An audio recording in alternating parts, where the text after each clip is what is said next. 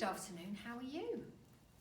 Last time I read the Twits, and they're not very kind people. In fact, Mr Twit played a trick on Mrs Twit. He put a frog in her bed. Do you remember? And then Mrs Twit made some very nasty spaghetti. Well, today Mr Twit gets his own back.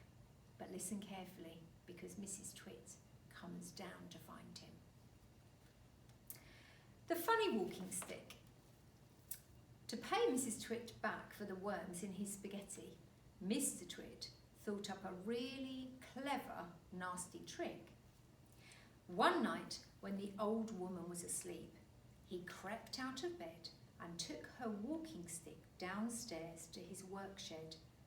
There, he stuck a tiny round piece of wood, no thicker than a penny, to the bottom of the stick. This made the stick longer, but the difference was so small, the next morning Mrs Twit didn't notice it. The following night, Mr Twit stuck on another tiny bit of wood.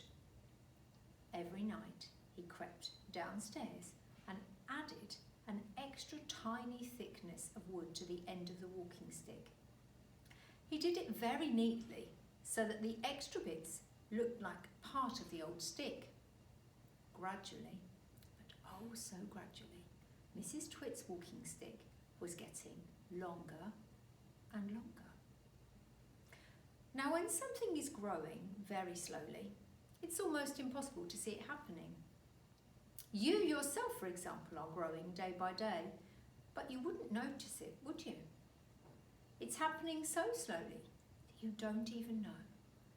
From 1 week to the next, you don't notice how tall you're growing. It was the same with Mrs Twit's walking stick.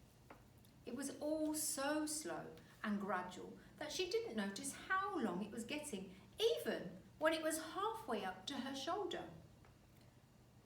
"That stick's too long for you," Mr Twit said to her one day. "Why, so it is," Mrs Twit said, looking at the stick. "I've had a feeling there was something wrong, but I couldn't for the life of me think what it was." "There's something wrong, all right," Mr Twit said, beginning to enjoy himself. "What can have happened?" Mrs Twit said, staring at her old walking stick.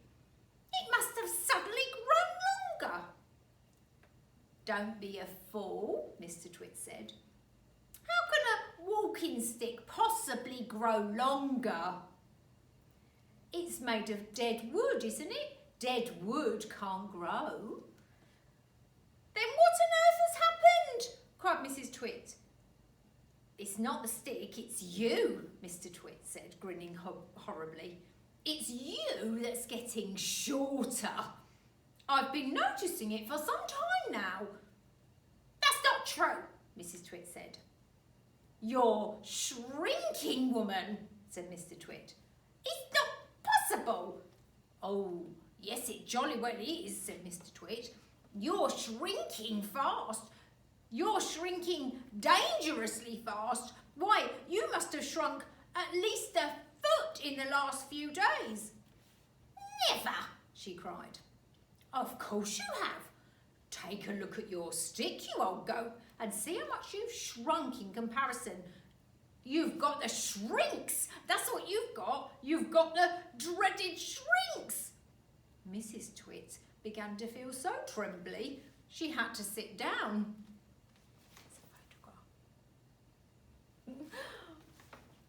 As soon as Mrs Twit sat down, Mr Twit pointed at her and shouted, "There you are! You're sitting in your old chair. You've shrunk so much that your feet aren't even touching the ground."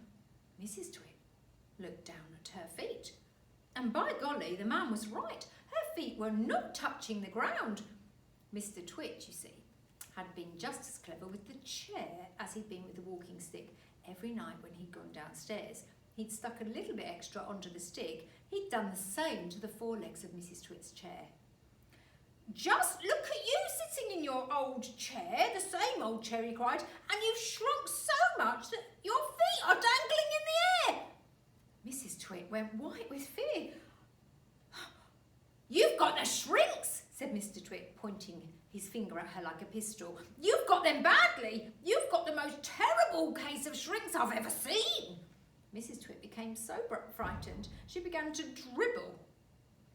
But Mr Twit, still remembering the worms in his spaghetti, didn't feel sorry for her.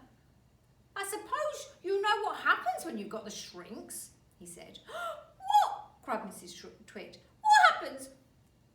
"Your head shrinks into your neck, and your neck shrinks into your body, and your body shrinks into your legs, and your legs shrink into your feet. And in the end, there's nothing left except a pair of shoes and a bundle of clothes." I can't bear it," said Mrs Twit. "It's a terrible disease," said Mr Twit. "The worst in the world." "How long have I got?" said Mrs Twit.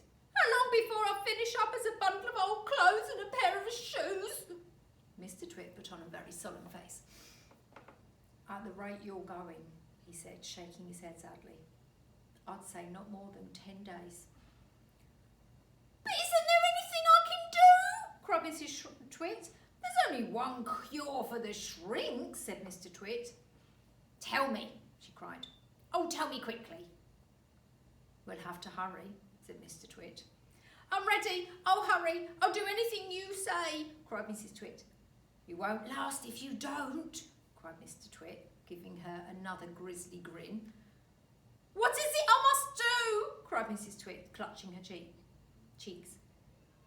"You've got to be stretched," said Mr Twit. You can see Mrs Twit and some of the dribble. Mr Twit led Mrs Twit outdoors where he had everything ready for the great stretching. He had 100 balloons and lots of string. He had a gas cylinder for filling balloons. He had fixed an iron ring to the ground. "Stand here," he said, pointing to the iron ring. He then tied Mrs Twit's ankles to the iron ring. When that was done, he began filling the balloons with gas. Each balloon was on a long string, and when it was filled with gas, he pulled on its strings, trying to go up and up. Mr Twit tied the ends of the strings to the top half of Mrs Twit's body. Some he tied around her neck, some under her arms, some to her wrists, and some even to her hair. Soon there were over 50 coloured balloons floating in the air above Mrs Twit's head. "Can you feel them stretching you?" asked Mr Twit. I can, cried Mrs Twit. "They're stretching me like mad."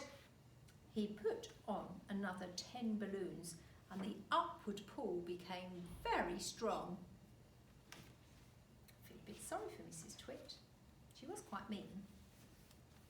But still, Mrs Twit was helpless now. With her feet tied to the ground and her arms pulled upwards by the balloons, she was unable to move. She was a prisoner, and Mr Twit had intended to go away and leave her like that for a couple of days and nights to teach her a lesson. In fact, he was just about to leave when Mrs Twit opened her big mouth and said something very silly. "Are you sure my feet are tied properly to the ground?" she grasped. "If these strings round my ankles break, it'll be goodbye for me." And that's what gave Mr Twit his second nasty idea. "There's enough pull here to take me up into the moon," cried Mrs Twit. "To take you to the moon?" cried Mr Twit. "What a ghastly thought! We wouldn't want that to happen. Oh dear, no." "We most certainly would not," cried Mrs Twit. "Put some more string round my ankles quickly. I need to feel absolutely safe." "Very well, my angel," cried Mr Twit, and with a ghoulish grin on his lips, he knelt down at her feet. He took a knife from his pocket, and with one quick slash, he cut through the strings holding Mrs Twit's ankles to the iron ring. She went up like a rocket. "Help!" she screamed. "Save me!" But there was no saving her now. In a few seconds, she was high up in the blue sky and climbing fast. Mr Twit stood below looking up. "What a pretty sight," he said to himself. "How lovely, all those balloons in the sky. And what a marvellous bit of luck for me. At last, the old hag is lost and gone forever. Mrs Twit may have been ugly. She may have been beastly, but she was not stupid. High up there in the sky, she had a bright idea. If I can get rid of some of these balloons, she said to herself, I will stop going up and start coming down. She began biting through the strings that held the balloons to her wrists and arms and neck and hair. Each time she bit through a string and let the balloon fly away, the upward pull got less and the rate of her climb slowed down. When she'd bitten through 20 strings, she stopped going up altogether. She stayed still in the air. She bit through one more string. Very, very slowly, she began to float downwards. It was a calm day. There was no wind at all. And because of this, Mrs Twit had gone absolutely straight up. Now, she began to come absolutely straight down. And as she floated gently down, Mrs Twit's petticoat billowed out like a parachute, showing her long knickers. It was a grand sight on a glorious day, and thousands of birds came flying in from miles around to stare at this extraordinary old woman in the sky. Mr Twit, who thought he'd seen his ugly wife for the last time, was sitting in the garden celebrating with a mug of beer. Silently, Mrs Twit came floating down. When she was about the height of a house above Mr Twit, she suddenly called out at the top of her voice, Here I come, you grisly old grunion, you rotten old turnip, you filthy old frumpet!